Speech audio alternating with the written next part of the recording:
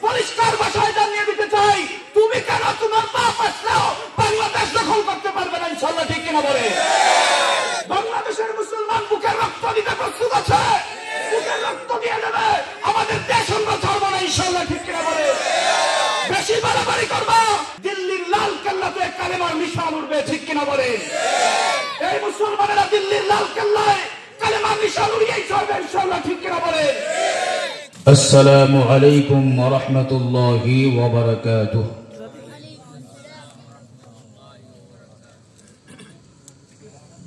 الحمد لله نحمده ونستعينه ونستغفره ونؤمن به ونتوكل عليه ونعوذ بالله من شرور أنفسنا ومن سيئات أعمالنا من يهده الله فلا مضل له ومن يضلله فلا هادي له ونشهد أن سيدنا وسندنا ونبينا وشفيعنا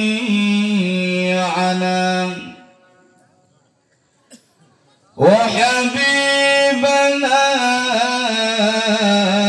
وحبيب ربنا وطبيبنا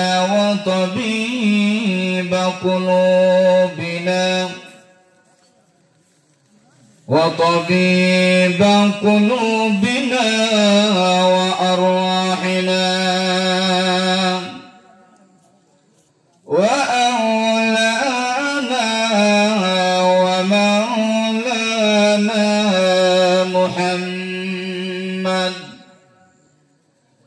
محمدا عبده ورسوله الذي أرسل إلى الناس كافة بشيرا ونذيرا وداعيا إلى الله بإذنه وسراجا منيرا أما بعد فقد قال الله تبارك وتعالى في كلامه المجيد والفرقانه الحميد أعوذ بالله من الشيطان الرجيم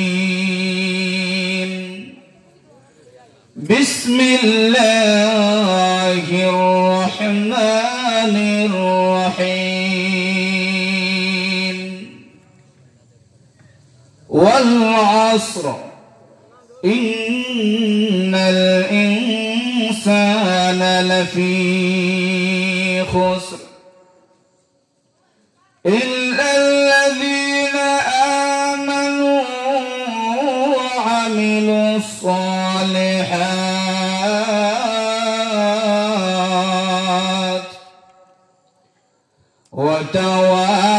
وتواصوا بالحق وتواصوا بالصبر.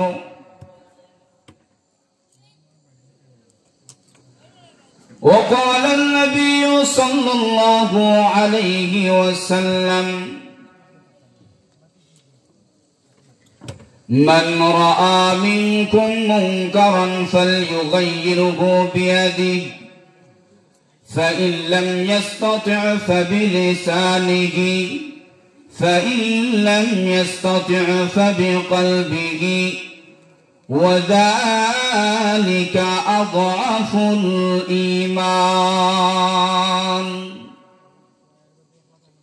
أو كما قال النبي صلى الله عليه وسلم بارك الله لنا ولكم في القرآن العظيم ونفعنا وإياكم بالآيات والذكر الحكيم صلى الله على سيدنا ومولانا محمد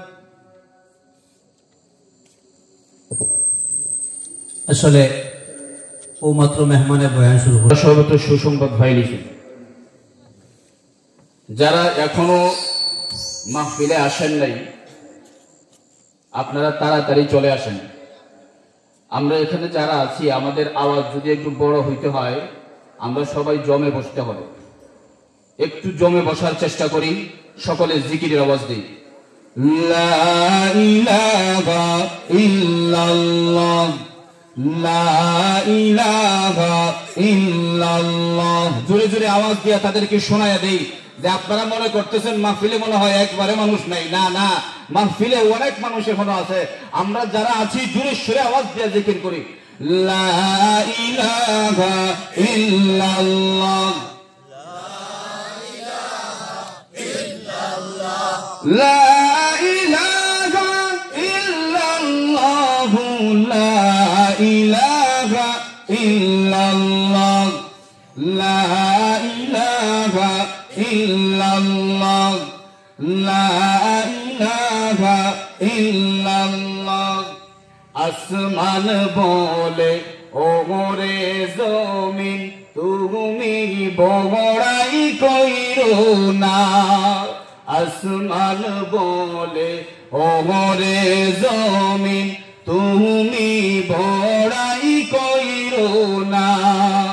আমার মাঝে আছে শোনো, আমার মাঝে আছে শোনো আল্লাহর আরশে মুআল্লা। লা ইলাহা ইল্লাল্লাহ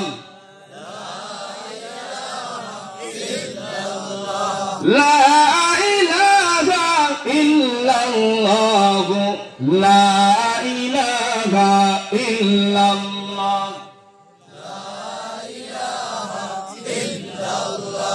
জমিন বলে ওরে আসমান তুমি বড়াই কইরো না। জমিন বলে ওরে আসমান বেশি বড়াই কইরো না। আমার বুকে আছে দেখো, আমার বুকে আছে দেখো আল্লাহর কাবা বাইতুল্লাহ। লা ইলাহা ইল্লাল্লাহ লা ইলাহা ইল্লাল্লাহ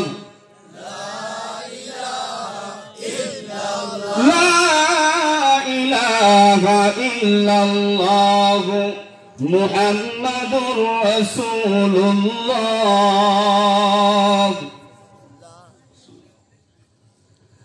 জামিয়া ইসলামিয়া দারুল উলুম আহমদাবাদ মাদ্রাসার আজকের এই জলসার চলমান অধিবেশনের মুহতারাম সদরে ইজলাস, উপস্থিত অত্র এলাকার সর্বস্তরের তাওহীদি জনতা, বিশেষ করে অত্র মাদ্রাসার আসাতিজায়ে কেরামগণ, তালাবায়ে ইজামগণ, যুবক ভাইয়েরা, পর্দার অন্তরাল থেকে আমার মতো ক্ষুদ্র মানুষের কথাগুলো শোনাবাতা অবস্থায় অত্যন্ত শ্রদ্ধেয় মা ও বোনেরা, হয়তো বাইরে দাঁড়িয়ে আছেন, বাহির থেকে আওয়াজ শুনতেছেন, ওয়াজ শুনতেছেন, আপনারা সামনে চলে আসেন। বিশেষ করে মাদ্রাসার ভাইয়েরা যাদের কোনো দায়িত্ব নাই আপনারা চলে আসেন। আর যারা দায়িত্বের নিয়োজিত আছেন আপনারা, যারা অন্য ভাইয়েরা এখানে দাঁড়িয়ে আছেন ওনাদেরকে তশকিল করে এখানে বসায় দেন। আল্লাহ যেন আমাদের সবাইকে জমে বসার তৌফিক দান করেন, সকলে পড়ি আমিন। এইভাবে যদি আপনারা জোরে সুরে কথা বলতে থাকেন এই মানুষ দিয়েই আমাদের চলবে। সব সময় আওয়াজ দিতে পারবেন তো ইনশাআল্লাহ? ঠিক বেটি খানা সুবহানাল্লাহ, আলহামদুলিল্লাহ, আল্লাহু আকবার, এইগুলোর আওয়াজ জোরে সুরে দেব ইনশাআল্লাহ। এই যে আমরা জিকির করলাম, এই জিকিরের অনেক ফায়দা, অনেক ফায়দা। আল্লাহ পাক রব্বুল আলামিন যখন আদম আলাইহিস সালামকে সৃষ্টি করলেন, ফেরেশতাদেরকে ডাক দিয়া বলেন, ফেরেশতারা আমি আদম তৈরি করেছি, এবার তোমরা আমার আদমকে সিজদা করো। সবাই সিজদা করলো, কিন্তু একজনে সিজদা করে নাই। তার নাম কি জানেননি? জোরে আওয়াজ দিয়ে বলেন, তার নাম কি? ইবলিস। জানা নাই? ইবলিস সিজদা করে আল্লাহ পাক রব্বুল আলামিন সিজদা না করে ইবলিসকে জান্নাত থেকে বহিষ্কৃত করলেন। ইবলিস অভিশপ্ত হয়ে গেল। আল্লাহ পাক রব্বুল আলামিনকে এবার ইবলিস ডাক দিয়া বলে, রব্বুল আলামিন যে আদমের কারণে আমি বহিষ্কৃত হইলাম, লাআনত প্রাপ্ত হইলাম, ওই আদমের ভিতরে আমাকে একবার ঢোকার সুযোগ দিয়ে দাও। ওই আদমের ভিতরে আমি একবার ঢুকে দেখতে চাই কিভাবে তুমি আদমকে বানাইছো, কেমন পার্স দিয়ে আদমকে তৈরি করছো। এই আদমের ভিতরে এমন কি দিলা যার কারণে আমাদেরকে তুমি আদমকে সিজদা করার অর্ডার দিয়ে দিলা। আল্লাহ পাক রব্বুল আলামিন বলেন, আরে ইবলিস আমি তোকে অর্ডার দিয়ে দিলাম, আমি আল্লাহ তোকে ইজাজত দিয়ে দিলাম, আদমের শুধু বডির ভিতরে ঢুকবে তাই না, আমি আল্লাহ তোকে আদমের রোগের ভিতরে ঢুকার হুকুম দিয়ে দিলাম। তুই চাইলে আদমের রোগের ভিতরেও ঢুকতে পারবি। এবার আদমের রোগের ভিতরে ঢুকলো ইবলিস। ঢুকার পরে সফর করে যখন বাহিরে আসলো, ডাক দিয়ে বলে, মাওলা আদমের ভিতর সফর করে আমি যা পাইলাম সব জিনিসই আমি বুঝতে পারলাম, অনেক হিকমতে তুমি আদমকে সৃষ্টি করেছো, কিন্তু একটা জিনিস আমার বুঝে আসে নাই, আদমের বুকের মধ্যে কলিজার পাশে একটা মাংসের টুকরা আমি দেখলাম, ওই মাংসের টুকরার কাজটা কি আমি বুঝলাম না। আল্লাহ বলেন, ইয়া ইবলিস সব জিনিস যদি তুমি বুঝে যাইতা, আমি যেই মুহূর্তে বলেছিলাম সিজদা করো সঙ্গে সঙ্গেই সিজদা করতা। তুমি যাই না রাখো, ওই যে মাংসের টুকরা তুমি দেখে আসছো, ওই মাংসের টুকরার নাম হলো কলব। ইয়া ইবলিস তুমি আমার বান্দাদেরকে ওয়াসওয়াসা দিয়া গুনার কাজ করাইবা, আমার বান্দা যত গুনার কাজ করবে তার এই মাংসের টুকরার মধ্যে কালো কালো দাগ পড়ে যাবে। কিন্তু ও ইবলিস শুনে রাখো, আমার বান্দা যতই গুনাহ করে কালো দাগ বসায় না কেন তার কলবের মধ্যে, যখন আমার বান্দা নির্জনে বসে বসে শুরু করবে আল্লাহু আল্লাহ আল্লাহু আল্লাহ আল্লাহু আল্লাহ আল্লাহু আল্লাহ, আরে ইবলিস আমার বান্দা যখন আমি আল্লাহর নামের জিকির শুরু করে দেবে রে, আমার বান্দা জিকির করার কারণে আমার বান্দার ওই কলব থেকে সকল ধরনের গুনার কালো দাগ আমি আল্লাহ কুদরতি হাত দিয়ে আমি জায়া দেব। জিকিরের দাম আছে নি? আর একটু জোরে বলেন না, জিকিরের দাম আছে না নাই? এই জন্য আপনাদেরকে বললাম, কম সময় আমি বুঝে গেছি। নাজমুল শাকিব সাহেব চলে আসবেন, কারি সাহেবের মধুর তেলাওয়াত শুনবেন। আলহামদুলিল্লাহ, এই কোরআন, যেই কোরআনের টানে অনেক কাফেরেরা মুসলমান হয়েছে, আর কিচ্ছু বলার দরকার পড়ে নেই। এই জন্য এই কোরআন আপনারা শুনবেন। যারা বাইরে আছেন আপনারা তাড়াতাড়ি চলে আসেন, সময় আমার কম। এই জন্য আমি আপনাদেরকে কয়েকটা আমলি কথা বলবো। যেহেতু কোরআনুল কারীমের সূরা আসর আপনাদের সম্মুখে তেলাওয়াত করেছিলাম, হয়তোবা তাফসীর ধারাবাহিক যদি শুরু করি শেষ হবে না, এই জন্য আপনাদেরকে সংক্ষেপে বলতেছি। আল্লাহ পাক রব্বুল আলামিন সময়ের কসম খাইছেন। কি তার কসম খাইছেন? আর একটু জোরে আওয়াজ দিয়ে, কি তার কসম? সময় এমন একটা জিনিস, এমন একটা জিনিস, যে জিনিসটা যদি আপনি সময় মতো কাজে লাগান তাহলে আপনার জীবন ধন্য, আর যদি এই সময়কে খারাপ কাজে ব্যয় করেন তাইলে এই সময়টাই হবে আপনার জীবনের জন্য অনেক বড় একটা অভিশাপ। এই জন্য আল্লাহ পাক রব্বুল আলামিন সময়ের কসম খায়া সময়ের গুরুত্ব বুঝাইছেন। সময়ের গুরুত্ব অনেক। আজকে বাবারা এখানে মুরব্বী বাবারা আছেন, এক সময় এই যুবক ভাইয়েরা আপনারা এখন বর্তমানে এই ঠান্ডার সিজনেও আপনারা রাত্রিবেলা শেষ রাইতে উঠা ঠান্ডা পানি দিয়া তাহাজ্জুদ ওযু করে তাহাজ্জুদের নামাজ যদি পড়েন আপনাদের শরীরে ধরবে না। কিন্তু বৃদ্ধ বাবারা কি পারবেন? সব সময় পারা যায়? আপনারা বৃদ্ধ হওয়ার পরে অনেক সময় ডাক্তারই আপনাদেরকে নিষেধ দিয়ে দেয় ঠান্ডা পানি ধরা যাইতো, আওয়াজ দেন না কেন? আমার কথা কি বোঝা যায় না? বৃদ্ধ হওয়ার পরে অনেক আমল আছে যেগুলো আপনি চাইলেও করতে পারবেন না। এই জন্য সময় থাকতে যৌবন কালকে আপনি গুরুত্ব দিয়া এই যৌবন কালে বেশি বেশি করে ইবাদত করেন, দেখবেন আল্লাহ পাক রব্বুল আলামিন আপনি যখন বৃদ্ধ হয়ে যাইবেন এই আমলের কারণে আপনাকে বৃদ্ধ অবস্থায় আল্লাহ পেনশন দান করবেন। একজন বান্দা যখন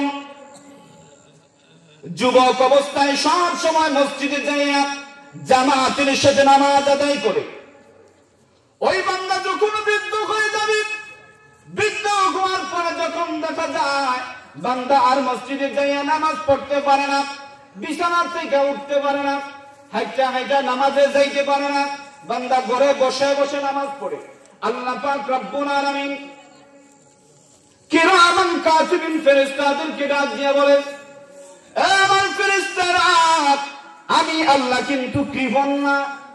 আমার বান্দা যৌবন কালে মসজিদে যাইয়া ইমাম সাহেবের সাথে জামাতে নামাজ পড়ছে, এখন নামাজ পড়তে পারে না, মসজিদে যাইয়া ঘরে বসে নামাজ পড়ে। ও ফেরেশতারা, আমি আল্লাহ তোমাদেরকে ওয়াদা দিয়ে দিলাম, যুবক থাকতে যেইভাবে আমার বান্দা মসজিদে গিয়া নামাজ পড়লে সব পাইছে, এখনো আমার বান্দা ঘরে নামাজ পড়ার পরে তোমরা এটা বদলাইয়া দিও না। আমার বান্দা যুবক থাকতে যেইভাবে সব পাইছে, এখনো তারে সেইভাবে সব দিতে থাকো। সময়কে কাজে লাগান। আল্লাহ পাক রব্বুল আলামিন সময়ের গুরুত্ব বুঝাইতে যাইয়া আল্লাহ পাক রব্বুল আলামিন বলেছেন ওয়াল আস, সময়ের কসম খাইছেন। খাইয়া কিতাব আল্লাহ পাক রব্বুল আলামিন বলেন, ইন্নাল ইনসানা লাফি খুসর। আল্লাহ পাক রব্বুল আলামিন বলেন, সময়ের কসম খাইয়া বলেন, সকল মানুষ জাতি ক্ষতিগ্রস্তের মধ্যে। দৌড় দেখাইছেন, মানুষ যা আছে সবাই কিতার মধ্যে? ক্ষতির মধ্যে। আল্লাহ পাক রব্বুল আলামিন দৌড় দেখাইয়া পরে বল, দৌড়ায় লাভ নাই, তিন দল মানুষকে আমি আল্লাহ ইস্তেসনা করলাম, একটাকে পৃথক করলাম। আল্লাহ বলতেছেন এই তিন দলের মধ্যে সর্বপ্রথম বলেছেন ইল্লাল্লাযীনা আমানু, সর্বপ্রথম হলো ঈমানদারেরা। নারে তাকবীর, আল্লাহু আকবার, দিন ইসলাম, দিন ইসলাম জিন্দাবাদ। এর মধ্যেই কারি সাহেব হুজুর চলে আসবেন ইনশাআল্লাহ, ওনার হাজত পুরো করার পরে উনি চলে আসতেছেন। আপনারা কিছু সময় থাকবেন তো ইনশাআল্লাহ? আপনারা মাহফিল শেষ না হওয়া পর্যন্ত বসে থাকেন, বলেন ইনশাআল্লাহ। আপনারা নিয়ত করেন বসে থাকবেন, পরে যদি কোনো জরুরতের কারণে আল্লাহ আপনাদেরকে এখান থেকে নিয়েও যান, তারপরেও নিয়তের কারণে সওয়াব পেয়ে যাবেন, বলেন সুবহানাল্লাহ। আল্লাহ যেন আমাদের নিয়তকে কবুল করেন, সবাই বলেন আমিন। আল্লাহ পাক রব্বুল আলামিন বলতেছেন, সময়ের কসম খাইয়া বলতেছেন সব মানুষেরা ক্ষতিগ্রস্ত, কিন্তু তিন দল মানুষ ছাড়া। কয় দল মানুষ? তিন দল। এক নম্বরে বলছেন আমানু, যারা ঈমান আনছে, অর্থাৎ যারা ঈমানদার। এখন ঈমানের সংজ্ঞা কি? ঈমান কারে হয় এটা বুঝতে হবে। আল্লাহ পাক রব্বুল আলামিন যত আদেশ নিষেধ করছেন, আল্লাহ পাক রব্বুল আলামিন যত কিছু সৃষ্টি করছেন, এই সবগুলাকে বিশ্বাস করা যে এটা আল্লাহ তাআলার সৃষ্টি। আল্লাহকে এবং রাসূল সাল্লাল্লাহু আলাইহি ওয়াসাল্লামকে যত রাসূলেরা আসছেন, সর্বপ্রথম আপনারা এটাই বলেন যে আল্লাহ পাক রব্বুল আলামিন এক, আর দ্বিতীয় কোনো আল্লাহ নাই। আর মুহাম্মদুর রাসূলুল্লাহ সাল্লাল্লাহু আলাইহি ওয়াসাল্লাম আল্লাহর বান্দা আর আখিরি নবী। এটা মানার নাম হলো ঈমান। আর আল্লাহ পাক রব্বুল আলামিন যত জিনিসের আদেশ করেছেন, যত জিনিসের নিষেধ করেছেন, এটা মাইনা চলাই হলো আমল। এটা মাইনা চলা কি? আমল। দ্বিতীয় হলো আমল, ওয়া আমিলুস সালিহাত। প্রথম দল হলো আমানু, যারা ঈমান আনছে। এখন আপনারা একবার চিন্তা করেন, আল্লাহ তাআলা যা বলেছেন তার উপরে আমল করলেই আমিল হওয়া যায়। আল্লাহ তাআলার উপরে, নবীজির উপরে বিশ্বাস রাখা, এটাই হলো ঈমান। কিন্তু আমরা আল্লাহর উপরে বিশ্বাস কতটা আছে? বিশ্বাস আল্লাহর উপরে আছে না এখন বন্ধ ফিরের উপরেও কিছু বিশ্বাস গেছে? গেছেনি? আল্লাহ তাআলা বলেছেন ওয়ালিল্লাহি মুলকুস সামাওয়াতি ওয়াল আরদ ইয়াখলুকু মা ইয়াশা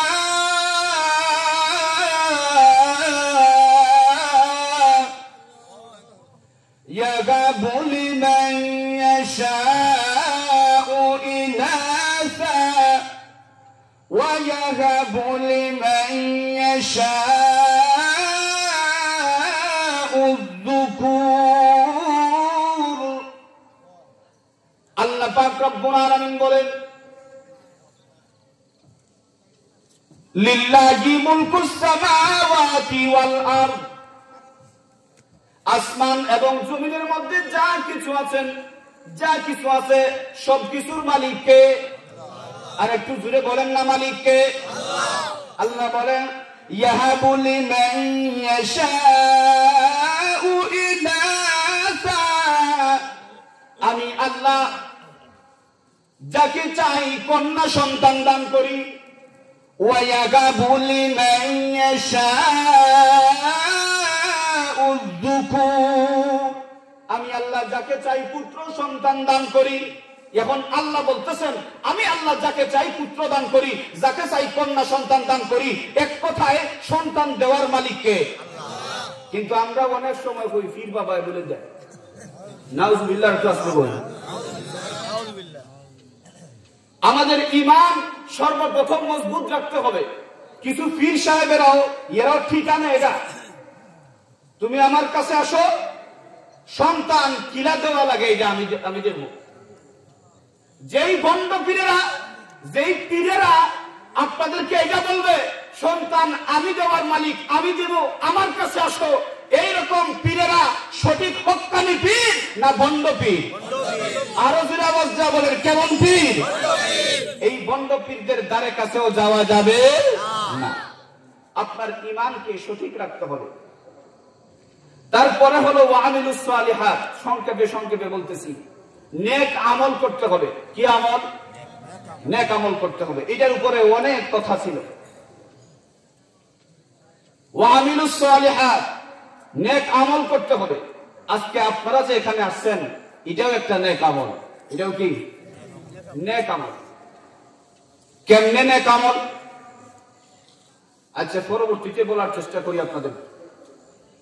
কুরআনুল কারীমের এই সূরা আপনাদের সম্মুখে তেলাওয়াত করেছি। দুইটা আয়াত আপনাদের সম্মুখে কিছু একটু বললাম। আমি আপনাদের সম্মুখে যে হাদিসে কারিমা তেলাওয়াত করেছি, এই হাদিসের মধ্যে আল্লাহ রাসূল সাল্লাল্লাহু আলাইহি ওয়াসাল্লাম ইরশাদ করেন, মান রাআ মিনকুম মুনকারান, তোমাদের মধ্যে যে কোন খারাপ কাজ দেখবে, তার চোখের সামনে খারাপ কাজ দেখবে, ফালইউগাইয়িরহু বিয়াদিহি, এ যেন এটারে রুকার চেষ্টা করে। ইউগাইয়ির করার তো পরিবর্তন হয়, আটখানিও হয়। এ যেন এটারে সর্বপ্রথম স্তর হলো আট দিয়ে এটা যাতে আটখানির চেষ্টা করে। ফাইল্লাম ইয়াস্তাতি, যদি এটাতে সমর্থবান না হয়, ফাবিলিসানিহি, তাইলে এ যেন কমপক্ষে তার জবান দিয়ে এটার প্রতিবাদ করে। একটা জায়গা থেকে অর্থ বলতেছি আপনারা বুঝার জন্য। ফাইল্লাম ইয়াস্তাতি, যদি এটাতে সমর্থবান না হয়, ফাবিকালবিহি, কমপক্ষে অন্তর থেকে এই কাজটারে ঘৃণা করত। ওয়াযালিকা আযআফুল ঈমান, এটা হলো এই ঈমানের সর্বনিম্ন স্তর। এখন আমরা যদি এই কাজ না করি, রাসূল সাল্লাল্লাহু আলাইহি ওয়াসাল্লাম বলেন সামনে কোন অন্যায় দেখলে এটার প্রতিবাদ করো। আমরা যদি আদ দিয়া করতাম না পারি, জবান দিয়া করার সামর্থ্য আছে না নাই? আছে। এই জন্য আপনাদেরকে দুই একটা কথা আমার আহার মনে করে আপনাদেরকে বলে যাই। বর্তমানে আপনারা জানেন আমাদের দেশ দ্বিতীয়বারের মতো স্বাধীন হয়েছে, কিন্তু কিছু মানুষ এখনো আমাদের দেশের শান্তি নষ্ট করার চেষ্টা করতেছে। আমরা কোনো সময় হিন্দু ভাইদের সাথে কোনো বিরূপ আচরণ করি না, হিন্দু ভাইদের সাথে আমরা কোনো খারাপ ব্যবহার করি না। আমাদের আশেপাশে হিন্দু ভাইদের অভাব নাই। আমরা কোনো সময় হিন্দু ভাইদের সাথে আমরা সব সময় মিলেমিশে ব্যবসা করি থাকি, এক বাজারে আমরা বাজার করি। আমরা কোনো সময় হিন্দু ভাইদেরকে কটূক্তি করে কথা বলি না, কিন্তু কিছু মানুষেরা চায় এরা একদল নামদারি হিন্দু, এই যে সনাতনী হিন্দু যাদেরকে বলা হয় বা ইসকন যাদেরকে বলা হয়, এই ইসকনেরা এক জাতের নামদারি হিন্দু, যারা হিন্দু না ইহুদির থেকে তাদের জন্ম। এরা চায় মুসলমান এবং হিন্দুদের মধ্যে একটা ফিকশন বানাইয়া দিয়া হিন্দুদেরকে বুঝাই দিতে চায় মুসলমানদের সাথে তোমাদের ভালো সম্পর্ক রাখা যাবে না, কারণ মুসলমানরা তোমাদের চিরশত্রু। আমরা তাদেরকে স্পষ্ট ভাষায় জানিয়ে দিতে চাই এই হিন্দুদের সাথে আমরা সবসময় ভালো ব্যবহার করি, যাতে হিন্দু ভাইয়েরা আমাদের আচরণে মুগ্ধ হইয়া আমাদের ইসলামের দিকে চলে আসে, আমরা তাদের সাথে ভালো ব্যবহার করি। তোমরা যারা হিন্দুদের সাথে আমাদেরকে ফিকশন বানিয়ে দেওয়ার চেষ্টা করতেছ, হে সনাতনীরা, হে ইসলামের দালালেরা, ইহুদিদের দালালেরা, স্পষ্ট ভাষায় জানিয়ে দিতে চাই ঠিক যেমনি ভাবে আমরা তোমাদের মন্দির পাহারা দিতে জানি, ঠিক যেমনি ভাবে আমরা ফুলের তোড়া দিয়ে তোমাদেরকে বরণ করতে জানি, ঠিক তেমনি ভাবে মুসলমানেরা শাহজালালের তলোয়ার হাতে নিতে জানে।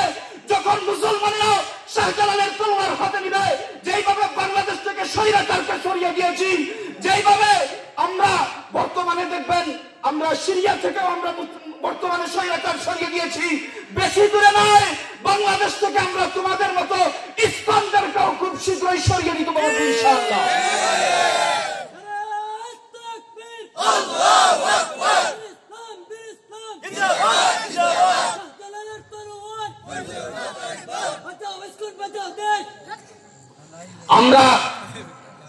আমরা যেভাবে সহানুভূতি দেখাইতে জানি, আমাদের কষ্ট হয় ওই সময় আমরা তোমাদের রাত্রি জায়গা তোমাদের মন্দির পাহারা দেই, আর তার পুরস্কার হিসাবে তোমরা আমাদের আলিফ ভাইয়ের গলার মধ্যে কূপ মারবা।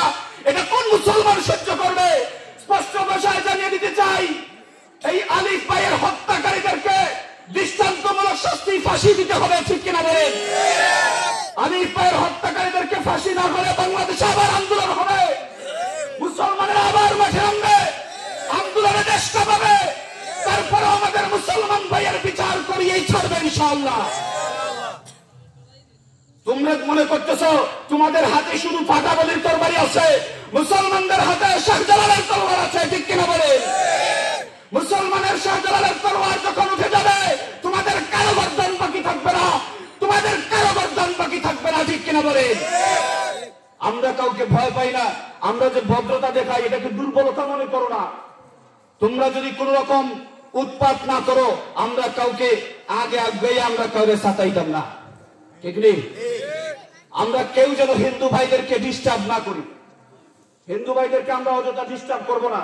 হিন্দু ভাইদের প্রতি আবদার, আপনাদেরকে উস্কাইয়া দেওয়ার জন্য একদল মানুষ আছে যারা আপনাদের পিছনে আঙুল দিতেছে, ওই পারে বসে বসে আপনাদেরকে ছড়াইয়া দিতেছে আমাদের সাথে, যাতে আপনাদের সম্পর্ক আমাদের সাথে খারাপ হয়।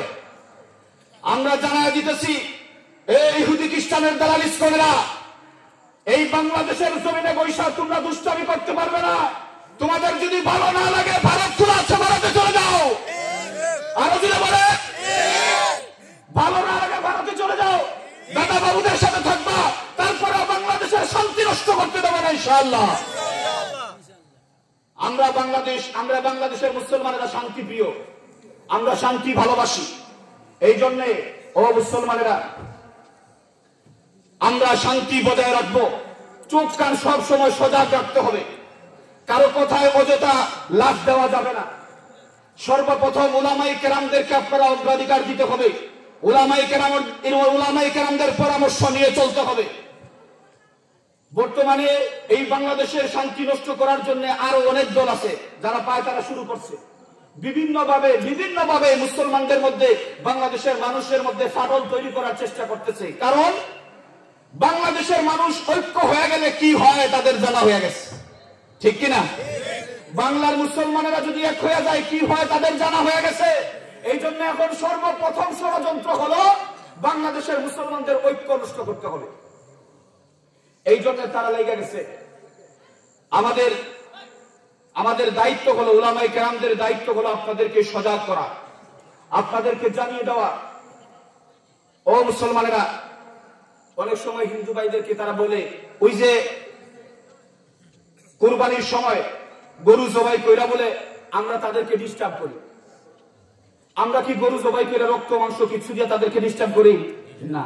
এই যে একদল আছে স্বার্থবাদীরা, এই স্বার্থবাদীরা এরা ভারতে, আপনারা হয়তো খবর যদি নেন আপনারা দেখবেন গরুর গোশত রপ্তানিতে 1 নম্বরে ব্রাজিল আর 2 নম্বরে ভারত। গরুর মাংস রপ্তানিতে 1 নম্বরে ব্রাজিল, 2 নম্বরে কারা? ভারত। নিজেদের স্বার্থের জন্য, পয়সা ইনকামের জন্য আগে থাকো, আর মুসলমানেরা তাদের আল্লাহকে খুশি করার জন্য কুরবানি করে তোমরা মুসলমানদের উপর আক্রমণ করো। তোমরা স্বার্থবাদী, এছাড়া কিচ্ছু না। তোমাদের মতলব খারাপ। পশু হত্যা মহাপাপ, পশু হত্যা মহাপাপ নয়, তোমাদের মতলব খারাপ। ঠিক না বেঠে? ব্যবসার বেলায় তোমরা 2 নম্বরে থাকো বিশ্বে। এই গরুর গোশতই তোমরা রপ্তানি করতেছো, আর মুসলমানেরা কুরবানির সময় আসলে, ভাই গুজরাটে দেখেন খবর নিয়া, কুরবানির সময় মুসলমানদের উপর হামলা করা হয় এই কুরবানির গরু জবাই করার জন্য। তারা বলতেছে গরু হত্যা মহাপাপ। শুনে রাখো, তোমরা যে ব্রেন খাটাইতেছো, এই ব্রেন কে দিয়েছেন? আর একটু দূরে বলেন, কে দিয়েছেন? এই আল্লাহ তোমাদেরকে ব্রেন দিয়েছেন, ব্রেন খাটাইতেছো। তোমাদের ব্রেন কি পরিমাণ আমাদের জানা আছে। গরুর মুখ খাইয়া তোমাদের ব্রেন হইতেছে। ঠিক না বেঠে? পরিষ্কার বলে দিতে চাই, তোমরা গরুর মুখ খাইয়া যে ব্রেন হইতেছে, মুসলমানেরা গরুর গোশত খায়। ঠিক না বেঠে? এই গরুর গোশত খাওয়া মুসলমানদের সাথে লাগতে বিচার করে রাখবো।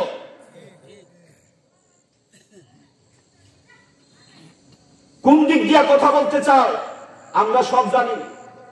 উত্তরবঙ্গ, পশ্চিমবঙ্গে মমতা ব্যানার্জি, উনি বলতেছেন মোদী সরকারকে শান্তিরক্ষী বাহিনী বাংলাদেশে পাঠান, বাংলাদেশের অবস্থা ভালো না। আমরা বুঝি না,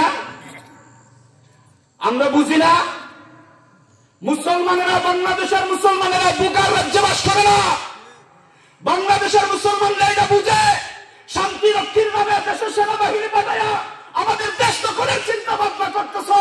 পরিষ্কার ভাষায় জানিয়ে দিতে চাই, তুমি কেন তোমার বাপ আসলেও বাংলাদেশ দখল করতে পারবে না ইনশাল্লাহ। ঠিক কিনা বলে? বাংলাদেশের মুসলমান বুকের রক্ত দিতে প্রস্তুত আছে, বুকের রক্ত দিয়ে দেবে। আমাদের দেশ আমরা ছাড়বো না ইনশাল্লাহ। ঠিক কিনা বলে? বেশি বাড়াবাড়ি করবা, মোদী সরকার নয়, মমতা ব্যানার্জি নয়। ভালো করে তোমাদেরকে কান খুলে শুনে রাখুন, মুসলমানেরা যদি রুখে যায়, দিল্লির লাল কেল্লাতে কালেমার নিশান উঠবে। ঠিক কিনা বলে? এই মুসলমানেরা দিল্লির লাল কেল্লায় কালেমার নিশান উড়িয়েই চলবে ইনশাআল্লাহ। ঠিক কিনা বলে? মুসলমানদের ঐতিহ্য আছে, এই মুসলমানদেরকে আঘাত করলে এরা দমে যায় না, এরা আরো বাড়ে। মুসলমানের ইমানের মধ্যে আঘাত করলে ইমানের স্ফুলিঙ্গ আরো বাড়ে, কমে না। এটা তোমরা কত প্রমাণ দেখবা। চোখের সামনে প্রমাণ দেখেও কি তোমাদের শিক্ষা হয় না? ও মুসলমানেরা, পাশেই আমাদের ভারত বন্ধু, বন্ধু হিসেবে থাকতে চাও, থাকো। প্রভু মানা যাবে না। প্রভুত্ব খাটানোর চেষ্টা করবা, উষ্টা দেওয়া হয় গাঙ্গের হবার করাই দেবে। ইফারে আর আমার কোন দরকার নাই। আমরা বন্ধুত্ব চাই, বন্ধুত্বের দরকার। এক দেশের সাথে আরেক দেশের বন্ধুত্ব থাকবে, এটা ভালো কথা। কিন্তু প্রভুত্ব খাটাইতে চাইবা। দেহ চাই, এখন অবস্থা কি হয়েছে? তারা আমাদের নাকি ভিসা বন্ধ করছে বাংলাদেশে, জানছেন আপনারা? ভিসা বন্ধ করছে। আমরা কি হয়েছে?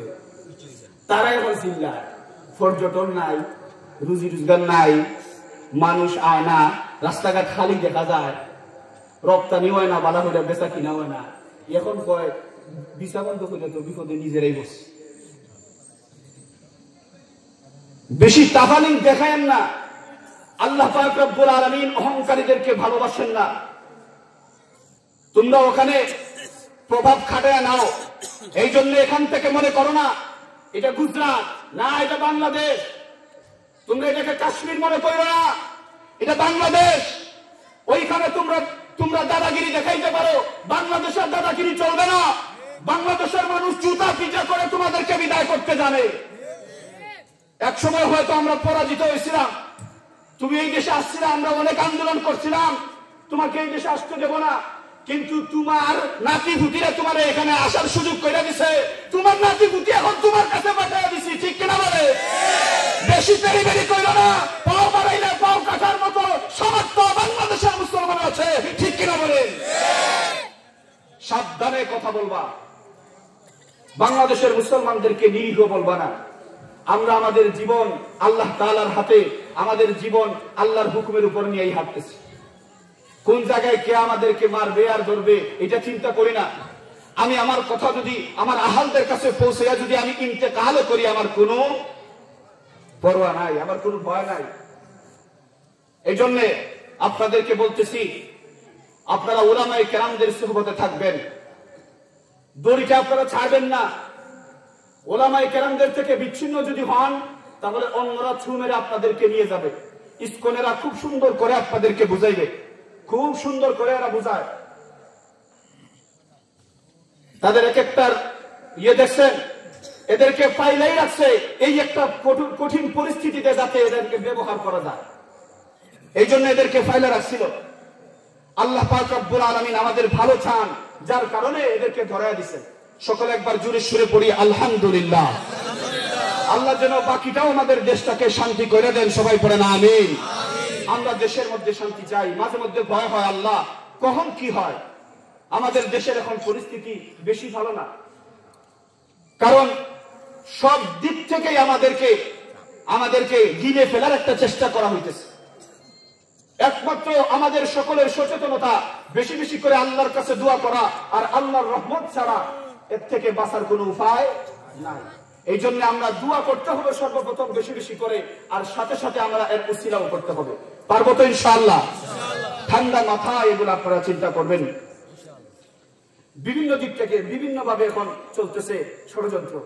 আল্লাহ তাআলা সব ষড়যন্ত্র থেকে আমাদেরকে হেফাজত করুন। দুইটা জিনিসের কথা বললাম, ওয়ামিলুস সালিহাত, আপনারা এটা করবেন। আরেকটা আপনাদেরকে বলি, হুজুর মনে হয় চলে আসতেছেন, ওয়া তাওয়াসাউ বিল হক ওয়া তাওয়াসাউ বিস সবর, হকের উপদেশ দেওয়া, ধৈর্যের উপদেশ দেওয়া। আল্লাহ পাক রব্বুল আলামিন বলেছেন এইগুলো মানুষেরা ক্ষতির থেকে বাঁচবে। এখন আমরা এখানে বসে বসে মনে করেন ফিলিস্তিনের মুসলমানদেরকে আমরা ধৈর্যের উপদেশ দিতেছি, ভাই ধৈর্য ধরো, নিশ্চয়ই আল্লাহ একদিন কি করবেন, আমাদেরকে বিজয় দান করবেন। এখন কিছু মানুষ এখান থেকে বয়ে বয়ে আসে এখান থেকে বয়ে বয়ে আপনারা লাফাইয়া কাজ কি যায়, তারা হীন বিজয় পাইব কি পাইতো না, আপনারা এখান থেকে বইয়া ফালাইন করে। আল্লাহ বলতেছেন আমাদের ভাইদেরকে আমরা উৎসাহিত করব, দূর থেকে উৎসাহিত করতেছি। যারা আমাদেরকে এই উৎসাহিত থেকে বিরত রাখতে চান, আমরা মনে করব এরা ওই ইহুদিদের, ওই ইন্ডিয়ার দালাল, ঠিক কিনা বলেন? এই জন্য আমরা সবাই সচেতন থাকতে হবে। হযরত মাওলানা হাফিজ কারি নাজমুস সাকিব বারাকাল্লাহু ফি হায়াতিহি হযরত আমাদের মধ্যে উপস্থিত হয়ে গেছেন। ইনশাআল্লাহ হযরতের মূল্যবান নসিহত শুনবো, মধুর কণ্ঠে তেলাওয়াত শুনবো। আল্লাহ পাক রব্বুল আলামিন এতক্ষণ যে আলোচনা করলাম, সর্বপ্রথম আমাকে সাথে সাথে আপনাদেরকেও যেন আমল করার তৌফিক দান করেন। সকলে পড়েন আমিন। সুবহান রাব্বিকা রাব্বিল ইজ্জাতি আম্মা ইয়াসিফুন ওয়া সালামুন আলাল মুরসালিন ওয়ালহামদুলিল্লাহি রাব্বিল আলামিন। আসসালামু আলাইকুম।